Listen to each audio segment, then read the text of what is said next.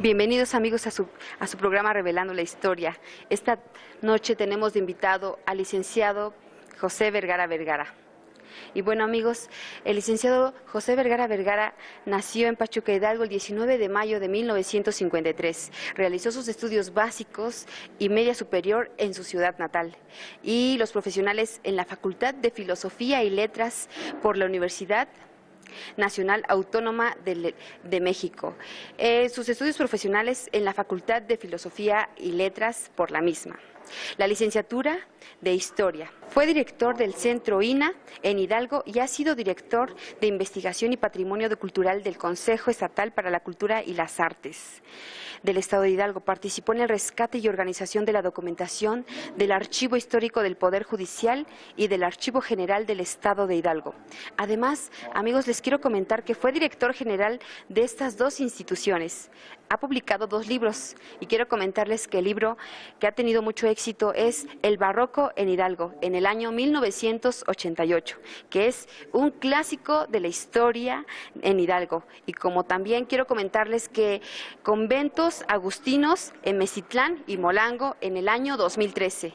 Ha escrito un sinnúmero de artículos en nuestro estado, también en revistas especializadas sobre temas de historia en Hidalgo, particularmente en el arte virreinal, del que también se ha especializado el licenciado José Vergara Vergara. Ha sido ponente en diversos coloquios, encuentros y reuniones en todo el país, en diferentes instituciones de educación del estado, también en nuestro estado. Como investigador de instituciones del Instituto Nacional de Antropología e Historia. Ha realizado investigaciones en archivos estatales y nacionales. Realizó estudios en el Archivo de Indias en Sevilla, España. Es miembro fundador del Centro Hidalguense de Investigaciones Históricas, AC, y miembro de número de la Academia Hidalguense de la Historia.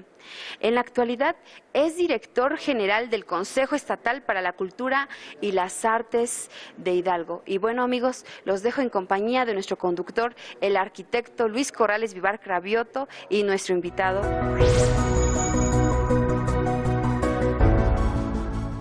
Amigos, muy buenas noches. Este es su programa Revelando la Historia. Ya la arquitecta Ivonne nos hizo el favor de leernos la semblanza de mi querido amigo y compañero de la academia, el licenciado José Vergara Vergara, a quien damos la más cordial bienvenida. Pepe, encantado de que estés en el programa Revelando la Historia. Gracias, arquitecto. Igualmente me da mucho gusto estar contigo esta noche. Amigos, esta es la última conferencia. Esto es muy importante que lo digamos. Es la última conferencia de la Academia en este año 2014. Me refiero al ciclo. Con Pepe Vergara terminamos el ciclo. Y él nos va a ofrecer una extraordinaria plática sobre 3 acontecimientos sucedidos en Hidalgo, en Pachuca, en la época virreinal. Es decir, entre los siglos XVI, XVII y XVIII. 3 acontecimientos de los que nos va a platicar el maestro Vergara. Él se ha especializado un poco en esta etapa de la historia. Yo le voy a preguntar, ¿cuál es tu predilección y afición por esta etapa de la historia, Pepe? Bueno, realmente creo que es una etapa muy importante dentro de la historia de México. En primer lugar, porque es la etapa de formación de México como nación, ¿no? Realmente las bases y los fundamentos de la cultura mexicana se encuentran precisamente en la etapa, en este periodo, en el periodo virreinal.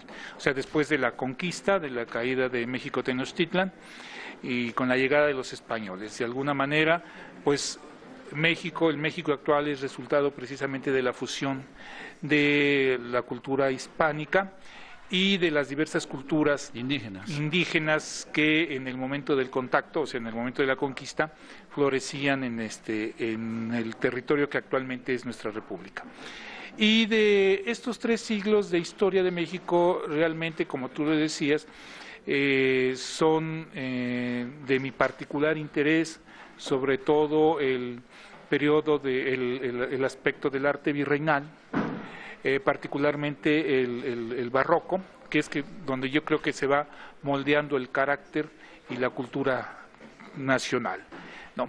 Entonces ese es realmente el motivo. Yo pienso, Pepe, que en el centro del país es donde más intensamente se da el intercambio de las culturas, precisamente porque es al centro del país donde empieza la conquista, al caer Tenochtitlan, pero también porque aquí en el centro del país hay bastantes culturas indígenas, y en propio nuestro estado de Hidalgo pues están los otomíes, los náhuatl, los tepehuas. O sea, aquí en Pachuca y en Hidalgo sí se da también este mestizaje que como dices tú, sienta las bases de lo que va a ser después la nacionalidad mexicana.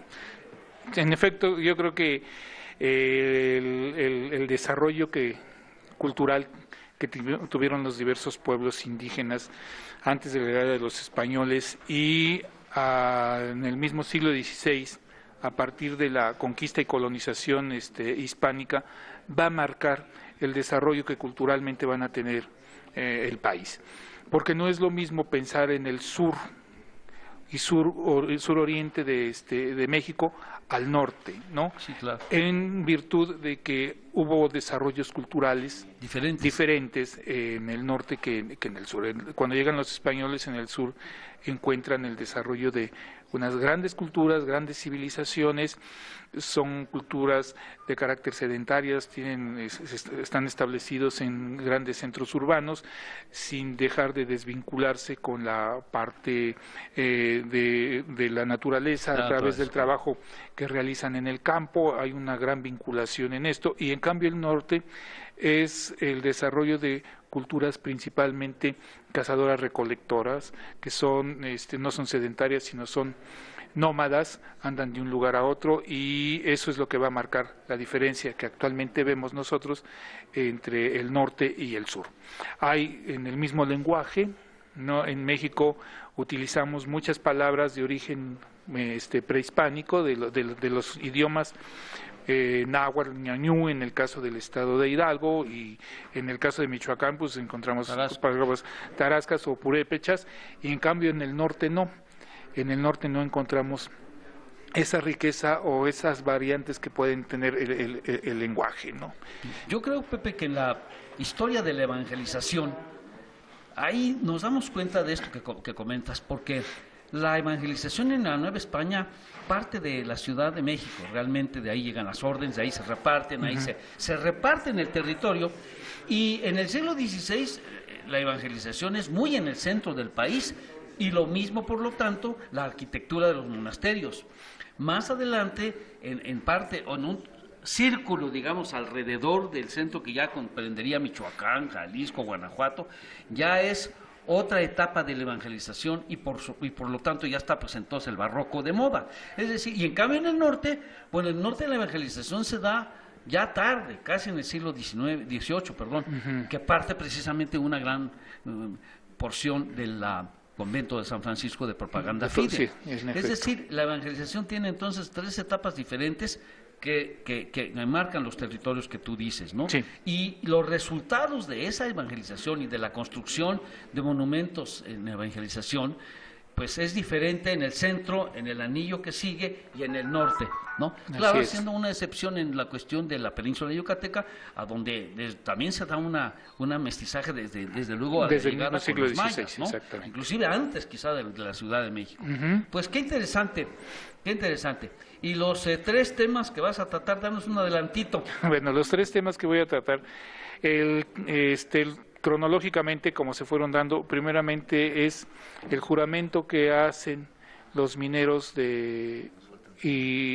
mineros vecinos y comerciantes de la ciudad de Pachuca, del antiguo Real de Minas de Pachuca, a la Virgen de Guadalupe como su patrona. El segundo es otro juramento que hacen de vasallaje al rey Carlos III, y el tercero es un asunto de carácter social, ¿no? De un particular, de un español que viene a vecindarse aquí a Pachuca y que deja familia en España, y que posteriormente vendrá uno de sus hijos que dejó siendo niños allá en España a buscarlo, encontrarlo y a demandarlo judicialmente porque durante 20 años no les dio manutención. No les mandó manutención. Sí. Muy bien, pues se ve muy interesante, amigos, esta conferencia que dará el maestro Vergara. Se ve interesante porque trata tres temas, uno de tipo religioso, uno de tipo oficial o real y uno de tipo social. Y entonces, por supuesto, son temas verídicos, apegados a la verdad y respaldados con documentos, porque el Pepe Vergara siempre ha sido muy respetuoso de sus lectores y de sus escuchas, porque siempre que maneja un tema lo tiene muy bien respaldado, porque el maestro Vergara es muy apegado a los archivos, es muy apegado a las fuentes documentales. Pues Pepe, muchas gracias. Queremos agradecer también al Ayuntamiento de Pachuca, a la Presidencia Municipal, por dejarnos hacer nuestras conferencias de este ciclo 2014, dejarnos hacerlas aquí en la sala de Cabildo. Ha sido un lugar muy agradable. Hoy es la última, hoy terminamos, amigos. Muchas gracias al Ayuntamiento, muchas gracias a los miembros de la Academia, y dispongámonos a escuchar con mucho agrado, con mucho gusto, la conferencia de Pepe Vergara. Unas últimas palabras, maestro Vergara. Pues muchas gracias a ustedes, a los medios, que siempre nos han venido apoyando en la actividad cultural que realiza el Gobierno del Estado a través del Consejo. Y bueno, y de la propia Academia. Muy bien, Pepe. Academia de la Ciencia de la Historia. Muchísimas gracias. Pasamos entonces después tendremos también, amigos, les comento, la intervención del maestro Abraham Chinchillas, que va a hablar unas cosas sobre el tema. Y bueno, pues muchas gracias. Dispóngase a escuchar la conferencia muy amena de Pepe Vergara.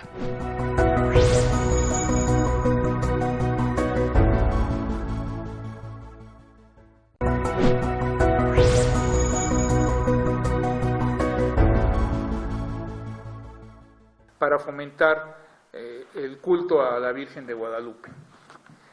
Sabemos precisamente que este culto surge a partir del siglo XVI en la Ciudad de México y se va a ir extendiendo durante el siglo XVII, y va a ser precisamente a finales del siglo XVII que los párrocos de la Asunción iniciarán una serie de gestiones y acciones para la construcción de una capilla dedicada a la Virgen de Guadalupe.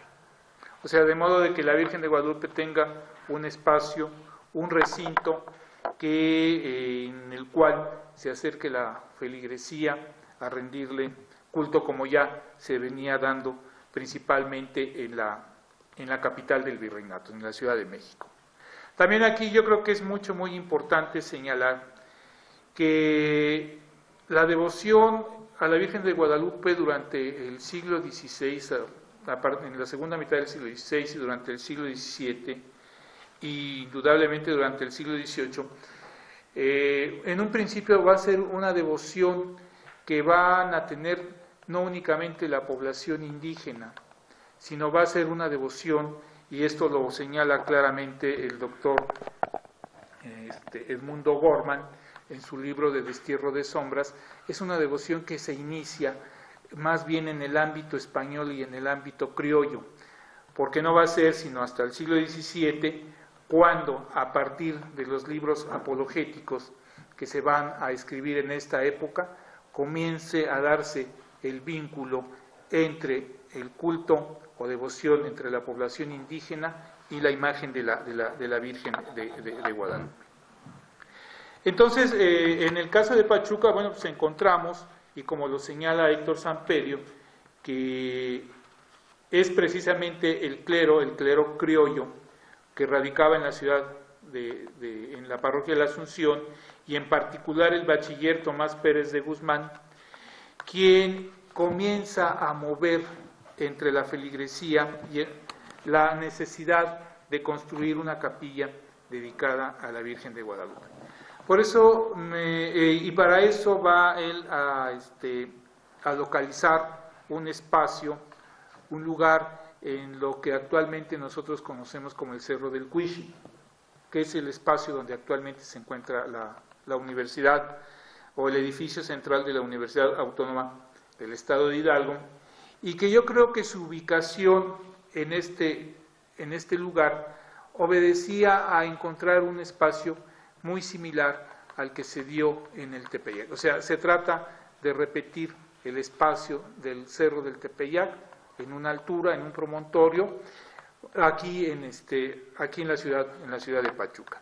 Además, de acuerdo a las investigaciones arqueológicas, no podemos decir investigaciones arqueológicas sistemáticas que se hayan realizado en este lugar, sí llegaron a encontrarse en algún momento vestigios arqueológicos, vestigios de la época prehispánica en este espacio, y seguramente sirvió de santuario para la adoración de una imagen a la diosa Tezonteotl, a la diosa del maíz, es lo que actualmente se conoce como la diosa Chancha en el argot de los estudiantes, sobre todo de los estudiantes del viejo Instituto Científico y Literario, y ahora nada más quedó ahí como recuerdo esta serie de novatadas que se hacían alrededor de los estudiantes de primer ingreso. Entonces, yo veo que esta similitud entre buscar un espacio en las faldas de un cerro o en un promontorio, en el lugar donde los párrocos deciden levantar una capilla dedicada a la Virgen de Guadalupe, con el cerro del Tepeyac de la Ciudad de México. Tenemos muchas referencias sobre este inicio de la devoción hacia la Virgen de Guadalupe desde el siglo XVI. No son muy frecuentes. Estas las he venido encontrando principalmente en una revisión minuciosa de los testamentos que se encuentran en los libros, en los libros notariales, en los protocolos de los escribanos, y en las cláusulas que integran estos testamentos siempre se encuentran estos donativos que se hacen a determinado santo. Estos donativos que el testador va dando precisamente para el desarrollo o el fomento del culto a determinado santo, o también para sufragio del alma después de su fallecimiento a través de misas que deben de realizarse en los templos o las parroquias que ellos designan. Estas referencias, como les decía, se vienen comenzando a dar a finales del siglo XVI, durante el siglo XVII se vienen incrementando, y también algo que llama mucho la atención es que el fortalecimiento a la devoción guadalupana se va a dar principalmente hasta el siglo XVIII a través de la imposición de los nombres tanto a niñas como a niños. Si nosotros revisamos los libros de bautizo de esta época del siglo XVI y a partir del siglo XVII, bueno, pues vamos a ir observando cómo son muy pocos los niños que son bautizados con el nombre de Guadalupe. Y va a ser a partir de que la Virgen es declarada primero como patrona de la Ciudad de México y posteriormente como patrona de la Nueva España, que comienza a incrementarse la imposición del nombre de Guadalupe a los recién nacidos. Aumentaban más eran más común el nombre de Gertrudis, ¿no?, de las Catalinas también, que de las de la Virgen de Guadalupe. Entonces, esto nos va dando una referencia, es un referente a cómo se van a ir, se va a ir incrementando la devoción a la Virgen de Guadalupe. Hablaba ustedes sobre la si podemos pasar la anterior, esta precisamente, sobre la época de la construcción de esta capilla. Pues tenemos referencia que se inicia a finales del siglo XVII, también por gestiones de este bachiller Tomás Pérez de Guzmán, y en 1723 tenemos terminada ya esta capilla. De acuerdo a la información documental que se tiene, que en ese año únicamente le faltaba construirse el campanario.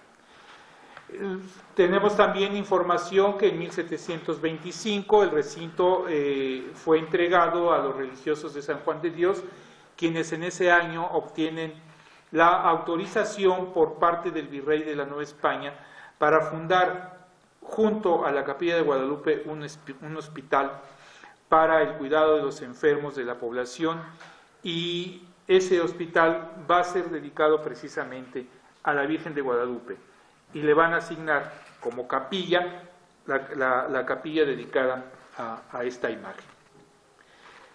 Todos estos antecedentes, bueno, pues van a tener una culminación en esta construcción que ya en una conferencia anterior hablé sobre esta es la portada principal de esa capilla, la de 1725, y tenemos algunos elementos que nos permiten señalar que su advocación fue el de la Virgen de Guadalupe. Si podemos pasar a la siguiente. No obstante, las modificaciones que sufrió principalmente durante el siglo XIX, después de la nacionalización de los bienes del clero, y que es entregada al Instituto Científico, la escuela o al Instituto Científico de Escuelas de Artes y Oficios, seguramente se borraron todas estas imágenes que nos hablaban sobre las apariciones de la Virgen de Guadalupe a Juan Diego. Y ustedes aquí tienen la imagen precisamente de Juan Diego en este recuadro que surgió o apareció después de que las autoridades universitarias comenzaran el rescate de este recinto histórico de la ciudad de Pachuca.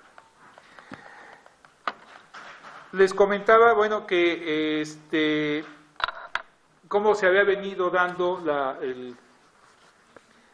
el surgimiento y la devoción a la Virgen de Guadalupe, y en el caso de Pachuca podemos señalar que la culminación o el momento culminante por el culto de la Virgen de Guadalupe se verificó el 11 de diciembre de 1743.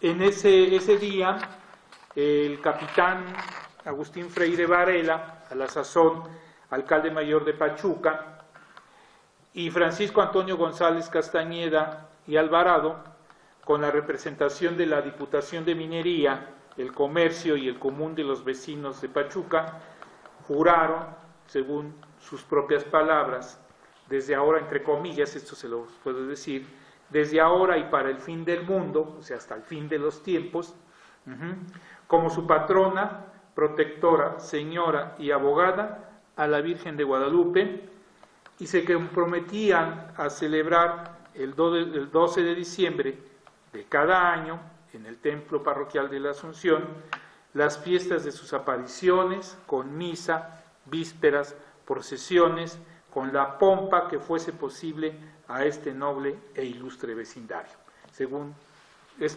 palabras del documento en el cual me estoy basando para esta reseña. Aquí es interesante ver que los trámites para la celebración de esta ceremonia de juramento se encuentran resumidos en un documento muy breve, muy pequeño, no pasa arriba de 6 fojas, y el cual, de acuerdo al contenido, podemos dividirlo en 4 partes. En la primera corresponde a la solicitud de licencia que presentaron estos funcionarios del gobierno virreinal y ante el juez eclesiástico de la parroquia la parroquia pachuqueña para celebrar su juramento. Un segundo documento corresponde a la autorización otorgada por el propio juez eclesiástico, o sea, por el párroco. Un tercero constituye el acta levantada ante la fe pública del escribano público, en ese momento lo era Francisco de Ceballos Palacio, mediante la cual las autoridades y vecinos asumían el compromiso de trabajar. Ellos en ese documento asumen un compromiso ante la fe pública del notario de trabajar para incrementar la devoción y la festividad en honor a la Virgen de Guadalupe. Y el cuarto corresponde propiamente al juramento, o sea, a este juramento que realizaron los vecinos de Pachuca a través de sus representantes.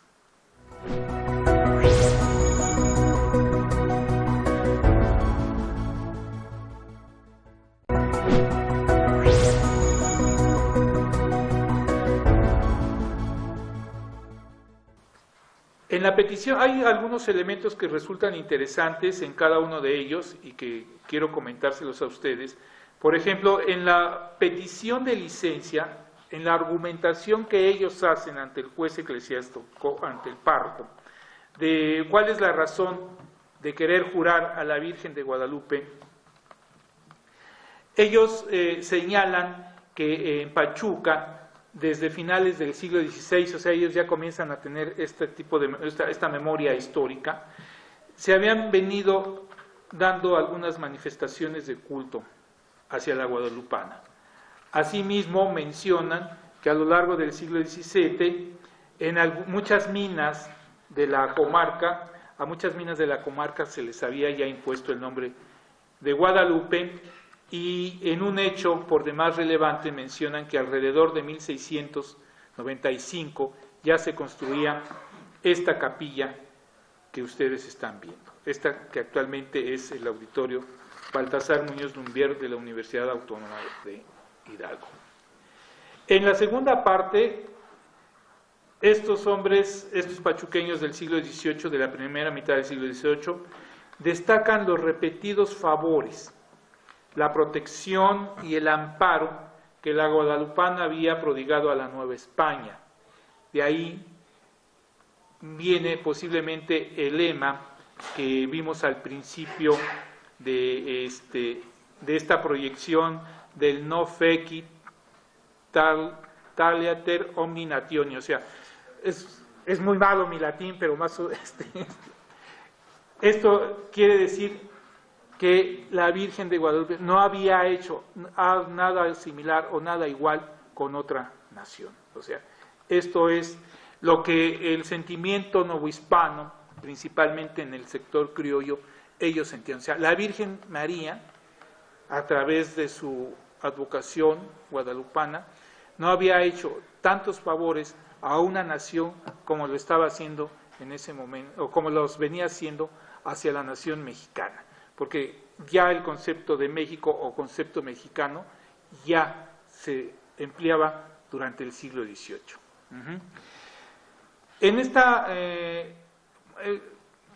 En este punto, pues no debemos extrañarnos que hacen un mayor énfasis en el caso de las apariciones, en el Tepeyac, a que su aparición se le da a un nativo de la Nueva España, o sea, en este caso se están refiriendo a Juan Diego, y apuntan que la Virgen María, a través de su advocación, tomó por instrumento a un indio, así con sus propias palabras, nativo de este hemisferio, en que manifestó su clemente piedad a favor que a esta América especializó. Hay que recordar que los novohispanos, antes de que los norteamericanos se apropiaran, bueno, si me lo aceptan como tal, se apropiaran del nombre de América, pues realmente se sentían más americanos los novohispanos que los propios norteamericanos, porque pues, en ese tiempo, estamos hablando de 1743, pues las colonias norteamericanas, las colonias inglesas estaban indudablemente ya en un proceso de consolidación, pero yo me recuerdo ahorita lo que decía una investigadora del Colegio de México, que en el siglo XVIII realmente la potencia americana en ese momento era la Nueva España, y lo va a ser todavía hasta finales del siglo XVIII. ¿Qué nos pasó en el camino? Pues es algo que todos tenemos que irnos preguntando qué es lo que nos ha pasado a partir del siglo XIX hasta el 2014, ¿no? Entonces, esto es lo que ellos manifestaban. Ellos también dicen que no hay que pasar por alto, ya lo mencionó a ustedes, lo de la epidemia del Matlazáhuac, que asoló al Reino de la Nueva España entre 1736 y 1738.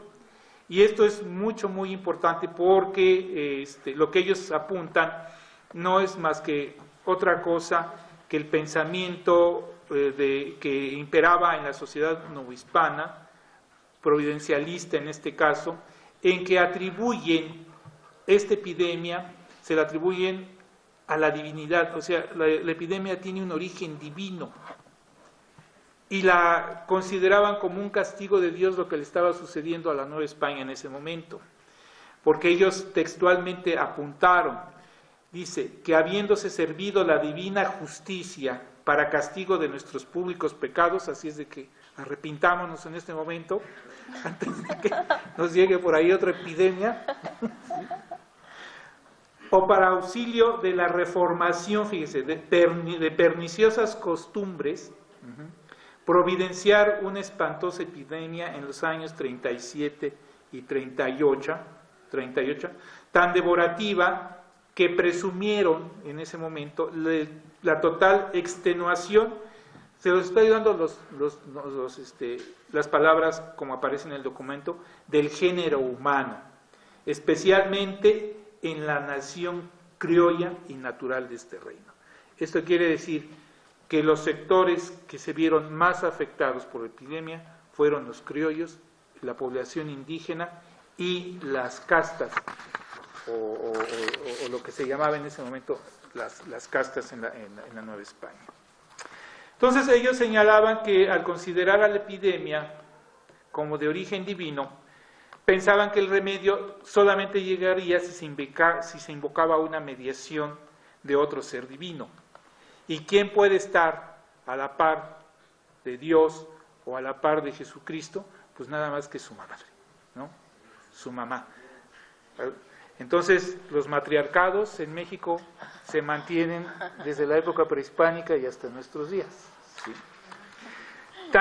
Esta intercesión se encontró precisamente en la Virgen de Guadalupe, particularmente entre este sector criollo, empezando por el Ayuntamiento de la Ciudad de México, y la invocaron.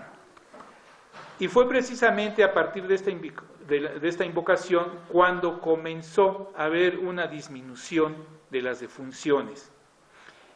Ellos consideraron que había hecho el milagro y esto los llevó a jurarla como patrona principal de la capital del virreinato. Se realizó la ceremonia el 27 de abril de 1738 en la capilla del Palacio Virreinal, a la cual asistió en ese momento Juan Antonio de Bizarrón y Eguiarreta, que tenía la doble función de arzobispo y virrey de la Nueva España. A partir de este acontecimiento fue de interés de los criollos novohispanos que la Virgen de Guadalupe se jurara patrona de otras poblaciones, con el propósito de lograr el patronato general del reino, lo cual lograron el 4 de diciembre de 1746, o sea, estamos hablando 8 años después. Y en este ínter, entre 1738 y 1746, se van a ir sumando poco a poco las principales poblaciones de la Nueva España y entre ellas se ha de sumar la ciudad de Pachuca. Bueno, en este contexto, el 11 de diciembre de 1743, autoridades, ya lo dije, mineros, comerciantes y vecinos de Pachuca, juraron como su patrona a la Virgen de Guadalupe, y así lo argumentaron. Esto es textual, y siendo este real una de las más fértiles ramas de aquel tronco mexicano imperio, veamos los conceptos, siguiendo, y hasta la fecha lo seguimos haciendo, como debe los rumbos de su capital, o sea que desde la capital nos dictan las políticas, sí. Pretende, solicita e impetra la especialidad, auxilio, protección y amparo de tan divina señora en su advocación de Guadalupe, prometiendo jurarla, recibirla y servirla como único auxilio no sólo de las corporales epidemias, sino también de la fecundidad, aumento y profusión de las necesidades espirituales y también, esto es muy importante para los pachuquenos, la corriente permanencia y buenos frutos de las minas. En este párrafo, bueno, nos permite de alguna manera conocer cuál fue el sentimiento que guió a autoridades y mineros de Pachuca para jurar a la Virgen de Guadalupe como su patrona. pues realmente buscaban la protección divina, tanto para fenómenos naturales como las enfermedades, pero también pretendían su mediación para alcanzar una bonanza minera y la conservación de esta, o sea, de la minería, como la principal actividad económica de Pachuca y que impactaba en toda la comarca. Y pues ellos señalaban que era el motor que movía, lo digo ya en un momento, la economía de la región. Esta invocación de amparo obedecía a las circunstancias adversas que en ese momento vivía Pachuca, a lo agobiado que se encontraban los mineros en la actividad extractiva,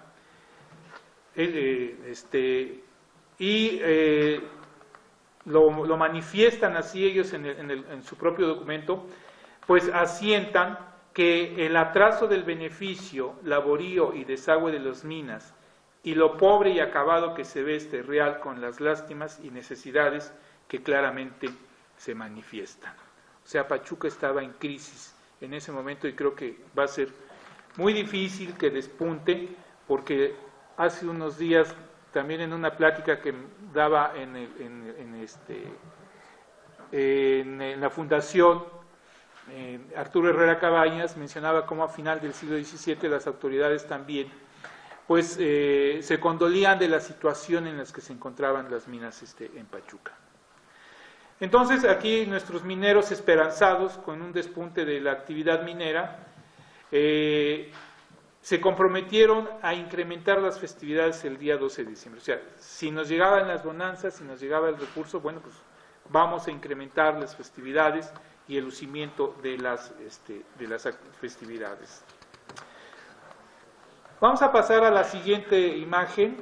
Esta imagen que ustedes están observando es un grabado que se publicó en un libro de Cayetano Cabrera y Quintero, quien hace la narración precisamente de todo este proceso, todo este estudio que el arzobispo Virrey le ordena a este presbítero del incremento de la devoción y el culto a la Virgen de Guadalupe en la capital del virreinato. Es un libro bastante gruesote que publicó hace algunos años el Instituto Mexicano del Seguro Social, precisamente porque trata de una de las epidemias más mortíferas, la que causó una de las mayores mortandades durante el periodo virreinal.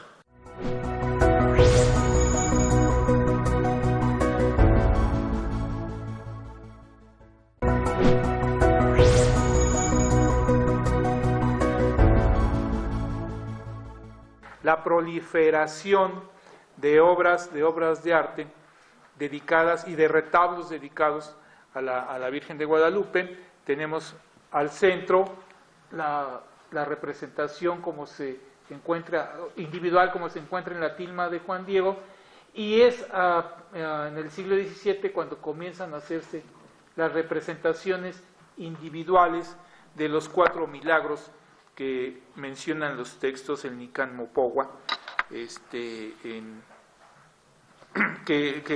las 4 apariciones de 1531. Pasamos a la siguiente. Y bueno, aquí en Pachuca tenemos esta pintura en la iglesia de San Francisco. Esta pintura es del pintor oaxaqueño de Miguel Cabrera. Es creo la única pintura colonial que se conserva en Pachuca con el tema guadalupano. Pasamos a la siguiente para terminar esta parte. Y esta otra pintura que está en la parroquia de Alfajayuca.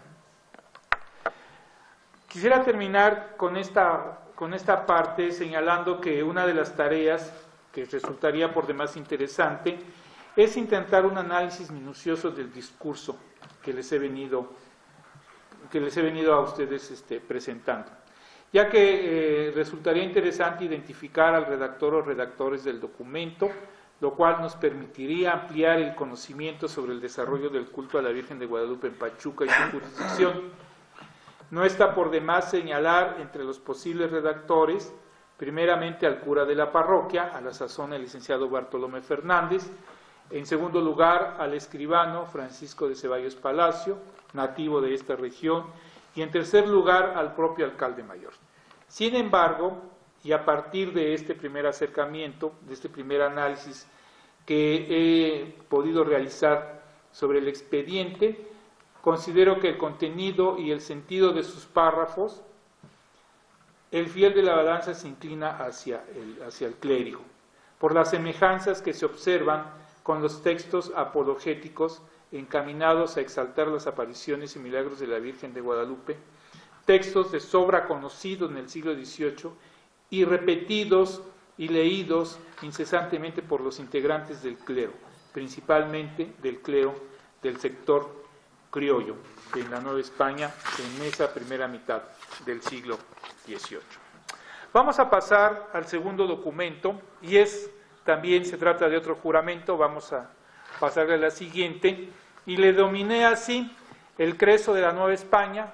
Ustedes saben que el Creso de la Nueva España, así bautizaron a Pedro Romero de Terreros, uno de sus descendientes, don Manuel Romero de Terreros, historiador, y el déspota ilustrado. Y este déspota ilustrado, pues me estoy refiriendo al rey Carlos III, que es el prototipo o el rey que caracteriza el despotismo ilustrado en España. Este documento, esto que les voy a comentar a ustedes, se basa en un documento en el cual se narra el juramento que hacen también los vecinos de Pachuca de fidelidad al rey Carlos III en el momento de su entronización, que vamos a tener próximamente otra entronización. Y para variar va a ser Felipe también, y este va a ser Felipe VI. Porque esta historia comienza precisamente, vamos a ver la siguiente transparencia, aquí vamos a ver una serie de reyes, empezando por el emperador Carlos V, Carlos I de España, y comienza el 1 de noviembre de 1700, yo le he dado este contexto para ubicarlo históricamente.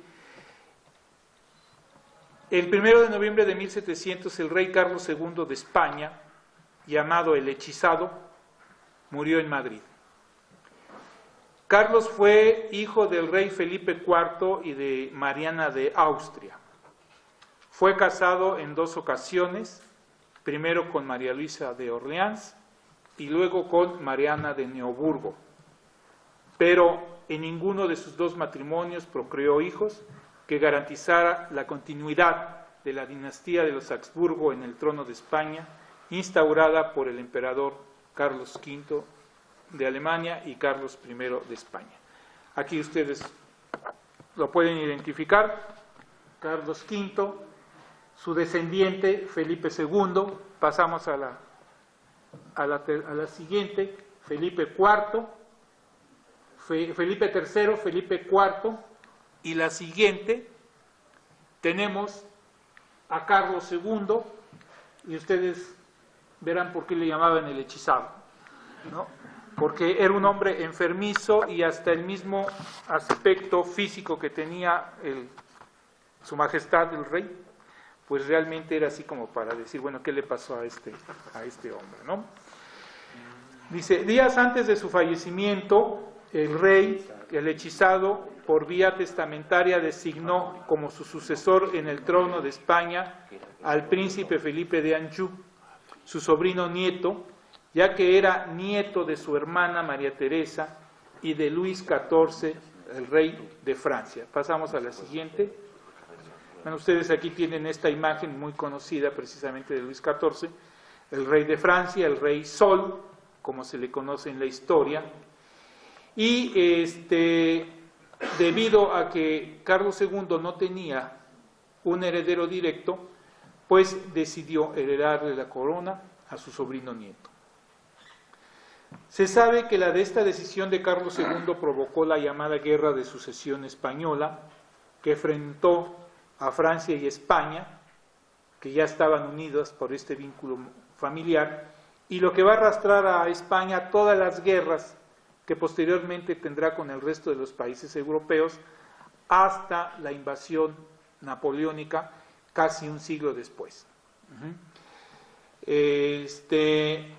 Esta guerra que enfrentó a a España y Francia en contra de Austria, Inglaterra, Holanda y Portugal. Resulta que la llamada coalición, esta última, pretendía y defendía los derechos que el archiduque Carlos de Austria, que pertenecía a la Casa de Habsburgo, reclamaba del trono de España.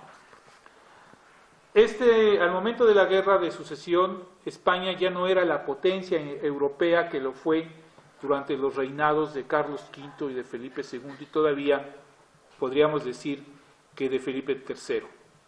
Realmente los sucesores de estos tres últimos reyes, tanto Felipe IV y el propio Carlos II, sumieron en una absoluta decadencia económica, política y militar a España. Esta debilidad a España no le permitió defender sus posesiones en Europa, con lo cual perdió Menorca, parte de sus dominios en Italia, los Países Bajos y Gibraltar, que hasta la fecha es un enclave inglés en la península y que es muy recurrente el reclamo de España para que Inglaterra se la reintegre. Yo creo que Inglaterra pues nunca se la va a devolver, ¿no? Hace poco hubo ahí un conflicto entre Inglaterra y España con respecto a la posición del Peñón de Gibraltar. Regresando a Felipe de Anjou, él asumió el trono de España con el nombre de Felipe V. Ahora viene Felipe VI, que es el hijo de Juan Carlos I. El tercer documento, como les decía, lo tengo extraviado en mi archivo, pero lo recuerdo muy bien porque se trata de lo siguiente, y es un caso muy simpático, pero que nos ilustra un poco lo que se vivió a finales del siglo XVIII y quizá durante todo el periodo virreinal, con este vínculo que existió entre la península y la Nueva España. Se los voy a comentar así a grandes rasgos. Resulta que hay un boticario que le dice a su esposa en un momento determinado de su vida matrimonial: aquí en España no se encuentra nada, me voy a ir a América, me voy a ir a la Nueva España a buscar fortuna.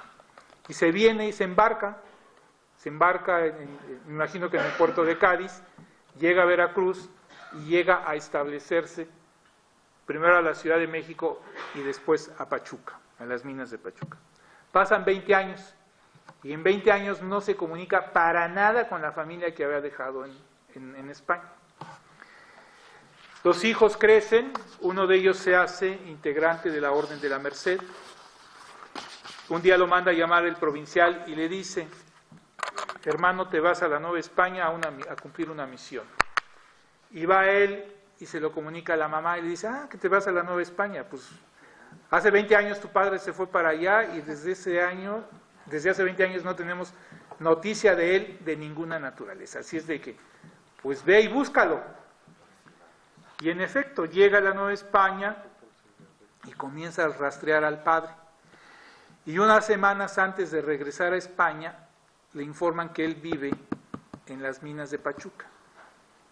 El asunto es de que, como a él ya no le da tiempo de emprender un juicio en su contra para reclamarle que durante 20 años no había recibido él y su familia o su familia en España los gastos de manutención que cada padre estaba obligado a dar a su familia, le otorga un poder al provincial de la Orden de la Merced para que lo haga en su nombre.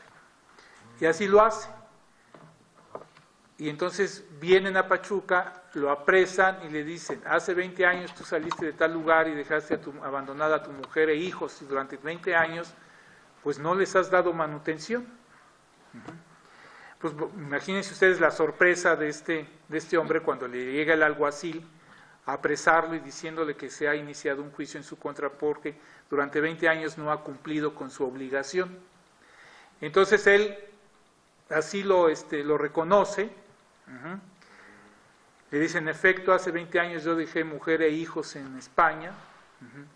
Aquí llegué y pues para no vivir solito me volví a casar. Entonces tenía mujer e hijos en la Nueva España. Entonces la autoridad lo sentencia y le dice: pues vas a tener que pagar lo que no diste durante 20 años. Dice: pues no tengo bienes. y los únicos bienes que tengo son los muebles que tengo en mi casa en Pachuca y los instrumentos de mi oficio, que en este caso es el boticario, y todo el herbolario que tengo yo ahí. Pues la sentencia es, bueno, pues que se rematen los bienes. Lo interesante de este documento no es únicamente ver el vínculo que se daba y existía entre México y España en ese momento, en el siglo XVIII,